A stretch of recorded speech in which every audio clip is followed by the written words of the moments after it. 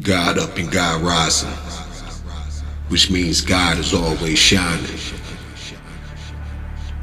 Now we're here to tie Legion back.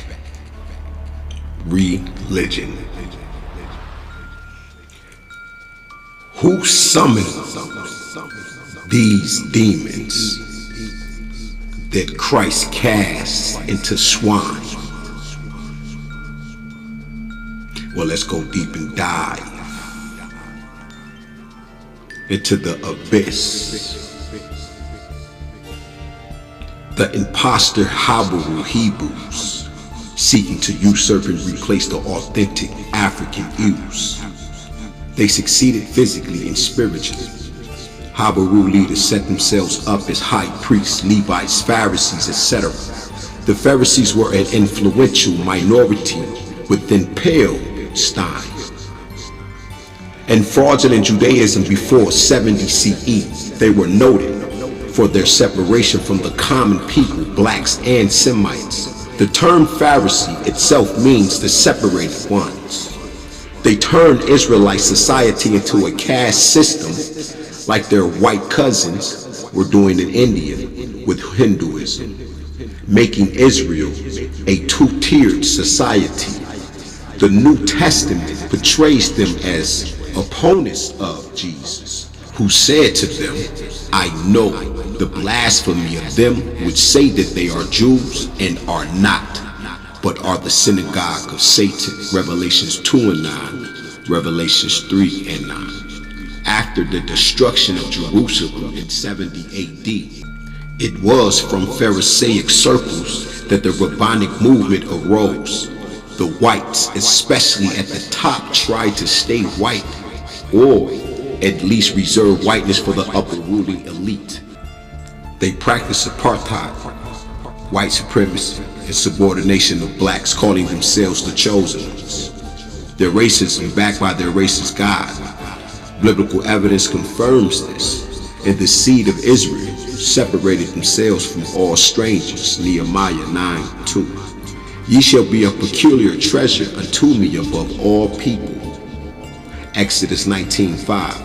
And in that day there shall be no more the Canaanite, a black people, in the house of the Lord of hosts. Zechariah 14:21. They had political control but not the spiritual throne, since they were bastards, not the true heirs. No wonder they rejected Christ. The Jews shouted, "Crucify him," were likely the pretender Jews. The unexpurgated Talmud has many hateful, demeaning references to Christ and the early Christians. Now, let's deal with these other cults and covens and secret society groups that are in our face, such as the Hebrews, that are truly Israelites. Do we recognize the counterfeit religions or a wolf in sheep's clothing? It seems that black people, aware of the abundant evidence for the African identity of the Jews, often embrace the whole Jew thing, along with the deadly albino elements which are not so easily discerned. It is vitally important that we recognize that the original African Judaic teachings were supplanted with a counterfeit that looks like the real thing, but is not. In fact, it is opposite the teaching called Judaism today. It's not, nor ever has been the authentic Judaism teachings. It is a fraud, a counterfeit. The same is true for Christianity, Islam, and Hinduism. These frauds are all poison to the bone marrow, with the anti-life essence imparted to them from the albinos. These bastardized counterfeit religions in all their versions/variants must be recognized for what they are, and hurriedly disposed despite the good or the African elements that we can see within them. They all serve to spiritually enslave us, thereby paving the way for physical enslavement, which takes many forms. They are all massive spiritual/psychological weapons tailored to promote and maintain the aims of the colonizers. All this amounts to taking away our power, thereby diminishing us and keeping us weak, impotent, and passive. The collection of so-called holy books, aka the Bible, which has passed through the perverting hands of numerous anti-African, anti-female editors, is just a cloak, the nappy sheep's wool covering the straight-haired wolf of deadly fraud underneath a white wolf and black sheep's covering. Many blacks are waking up to the truth that they still embrace the European poison by embracing one of the poisoned counterfeit teachings / religions called Judaism, Islam, Christianity, and Hinduism. It's like loving and embracing an innocent looking teddy bear in which invisible razors and daggers are embedded. Chapter 14 exposes and clearly identifies these razor / dagger poisons that are cutting us up, making us hug even tighter and get cut up even more. Since the counterfeit religions, Christianity, Islam, Judaism, and Hinduism, are so poisoned despite their Kemite roots, I feel that blacks need to reject the whole thing and start over. No picking out the good, but return to the original source of these teachings, which is African cosmology or cosmic teaching founded on nature. The so-called Jews have no legitimate claim to Israel for two reasons. The biblical story was not, is not, and never has been true history. It is an allegorical myth about the astrological signs. This myth is falsely presented as history. Thus, the Jewish claim to Palestine is based on mythology. 90% of the people who call themselves Jews are not Jews, they are Europeans. They are not descendants of the original Jews, African people, and even if they were, they still have no legitimate claim. For reason number one, historically, however, before invasion by albinos and resultant Semites from miscegenation, this area was populated and controlled by Africans, yes, worshippers of Jews, reconstructing the probable true Judaic history.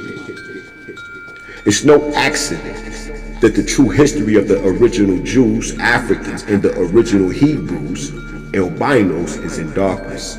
Such is true for practically everything of major significance pertaining to true African history. This is undoubtedly a cover-up. We can attempt to reconstruct the true history based on fragments, archaeology, reading between the lines, finding missed pieces, using our gut-level feelings, reincarnational memories, prophets, and even tuning in to the correct information. Intuition will help one discern fragments of truth in a sea of lies. Jews and Hebrews are not the same. They began as two separate entities, and this separation must be recognized in order to see the picture clearly and set it straight. The Jews and Hebrews are viewed synonymously is perhaps the biggest part of the problem and the greatest block to seeing the true history of the so-called Jews and Hebrews. The white Hebrews usurped and supplanted the authentic black Jews and their authentic spiritual teachings. The true history of the Jews did not begin with Abraham and Sarah, since they were mythological characters representing the sun and moon. Nor did it begin with the 12 tribes of Israel, since they too were mythological and represented the 12 signs of the zodiac. The history of the authentic Jews began with the Africans themselves, for the Jews and Africans were one. The original Jews were worshippers of Yu in the Nile Valley and likely throughout Africa. There was a religion of the god Yu or Io in Egypt 13,000 years ago. These Africans did not go around calling themselves Jews or Judaites or Judeans or Israelites or any such names, for it was understood that Yu or Hu signified the divine source of all life. Yu is synonymous with Hu, Io, and all exceedingly ancient and timeless names and divine titles for the primal source, whose parts are recognized as the great mother, the great father, and their union, personified as their offspring, Heru, Her, you, Horus, Horus, the African model for Christ. The Africans of Nile Valley and the ancient Ews or Jews were the same people, nappy-haired African Jews from Lachish, really Judeans or residents of the kingdom of Judea, are shown in stone reliefs circa 700, 600 BC as the captives of equally nappy in Assyria.